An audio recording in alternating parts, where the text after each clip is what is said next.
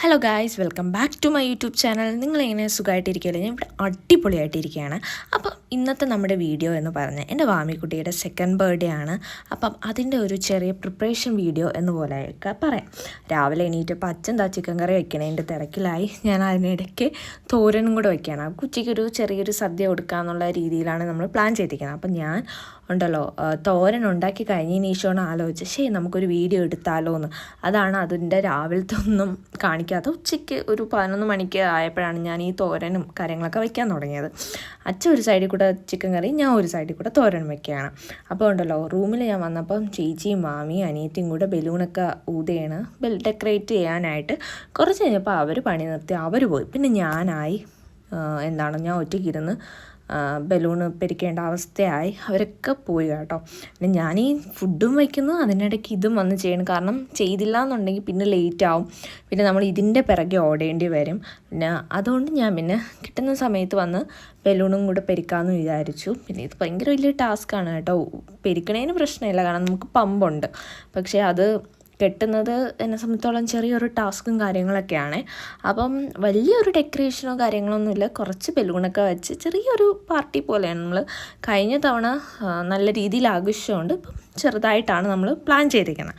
പിന്നെ ഉച്ച ആയപ്പോൾ ഉണ്ടല്ലോ നമ്മൾ എന്തെങ്കിലും സദ്യയൊക്കെ വയ്ക്കുകയാണെങ്കിൽ നമ്മൾ ഫസ്റ്റ് കൊടുക്കുന്നത് കാക്കയ്ക്ക് കുറച്ച് ഫുഡ് കൊടുക്കുക. അപ്പം അതിന് വേണ്ടിയിട്ട് ചേച്ചി മാമി ഉച്ചയ്ക്ക് കിടന്ന് ഉറങ്ങി.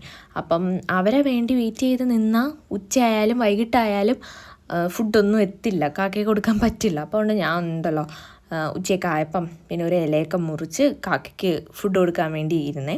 അപ്പം വലുതായിട്ട് സദ്യയും കാര്യങ്ങളൊന്നുമില്ല, കുറച്ച് വെക്കാമെന്ന് വെച്ചു അവൾക്ക് വേണ്ടിയിട്ട് മാത്രം. അപ്പം തോരനും അവിയലും സാമ്പാറും എല്ലാം ഉണ്ട്. തോരനും കിച്ചടിയൊക്കെ ഞാനാണ് വെച്ചത്. തോരൻ കൊള്ളാം, പക്ഷേ കിച്ചടി എനിക്ക് അത്ര ഇഷ്ടപ്പെട്ടില്ല. അപ്പോൾ കുറച്ച് ചോറ് മതിയല്ലോ. നമ്മൾ പേരിന് കൊടുക്കാനായിട്ട് കുറച്ച് ചോറും തോരനും എല്ലാ കറികളും അങ്ങ് എടുത്തു. പായസം വെക്കാമെന്ന് വിചാരിച്ചാണ്, പക്ഷേ പായസം വെപ്പ് നടന്നില്ല.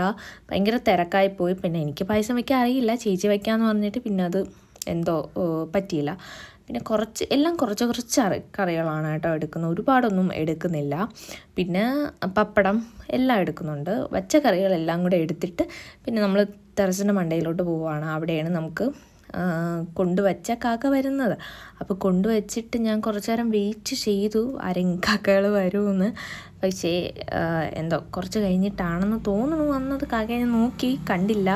അത് കഴിഞ്ഞിട്ട് പിന്നെ താഴോട്ട് വന്നു. ഞാൻ താഴോട്ട് വന്നപ്പോൾ വാമി എണീറ്റ്. പിന്നെ വാമിക്ക് ഫുഡ് കൊടുക്കാൻ വേണ്ടിയിരുന്നു. അവൾ പിന്നെ ഉറക്കത്തിൽ നിന്ന് എണീറ്റ് വന്നുകൊണ്ട് കരച്ചിലും വിളിയും ഉണ്ട് കേട്ടോ. ചേച്ചി വന്നാലേ ഫുഡ് കഴിക്കുള്ളൂ എന്നും പറഞ്ഞ് വിളിയാണ്.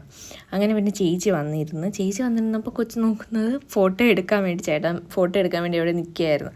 അപ്പോൾ അവൾ വെയിറ്റിംഗ് ആണ്. ഇത്രയും ഫുഡൊന്നും അവൾ കഴിക്കില്ല, ഇത്രയും ഉണ്ടെങ്കിലും കഴിക്കത്തൊന്നുമില്ല.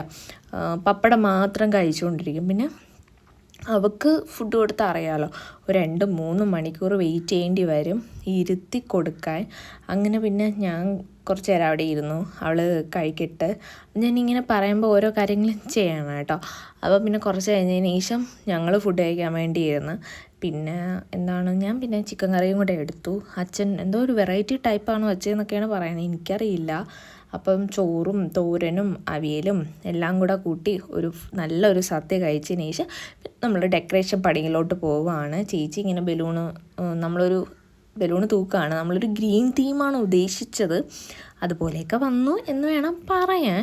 പിന്നെ ചേച്ചി ബലൂണ് ഇങ്ങനെ കെട്ടി തൂക്കുമ്പോഴുണ്ടല്ലോ വാമിയാണ് ഹെൽപ്പർ. വാമി ഓരോ ബലൂണുകൾ അങ്ങ് എടുത്തു. ഞാൻ റെസ്റ്റായി, കാരണം വൈകിട്ട് വരെ എന്തൊക്കെയോ ചെയ്ത് ഞാൻ വയ്യാണ്ടായി. ഒന്നാമത് എനിക്ക് വയ്യായിരുന്നു, അതിനിടയ്ക്ക് ജോലിയും കൂടെ ചെയ്തപ്പം ഒരു പരുവായി. പിന്നെ വാമിക്ക് എളുപ്പത്തിന് ഞാൻ ഒരു കവറിൽ ഉള്ള ബലൂൺ എല്ലാം കൂടെ അങ്ങ് എടുത്തിട്ട് കൊടുത്തു. അപ്പോൾ പിന്നെ അവൾ അത് പറക്കിയെടുത്ത് നടപ്പായി. പിന്നെ അവൾക്ക് എന്തെങ്കിലും നമ്മൾ പറയുന്നത് ചെയ്യുക എന്ന് പറഞ്ഞാൽ അവൾ ചെയ്യും കേട്ടോ. അത് ഇച്ചിരി വലിയൊരു ഉപകാരമാണ്. അത് കഴിഞ്ഞപ്പോൾ നമ്മൾ ഈ ഡെക്കറേഷനൊക്കെ കഴിഞ്ഞു. ഇത്രയേ ഉള്ളൂ, വലിയ ഗ്രാൻഡ് പരിപാടിയൊന്നുമല്ല. ചെറുതായിട്ട് വീട്ടിലുള്ളവരെ മാത്രം വിളിച്ച് ചെറിയൊരു പരിപാടിയാണ് ഞങ്ങൾ പ്ലാൻ ചെയ്യുന്നത്.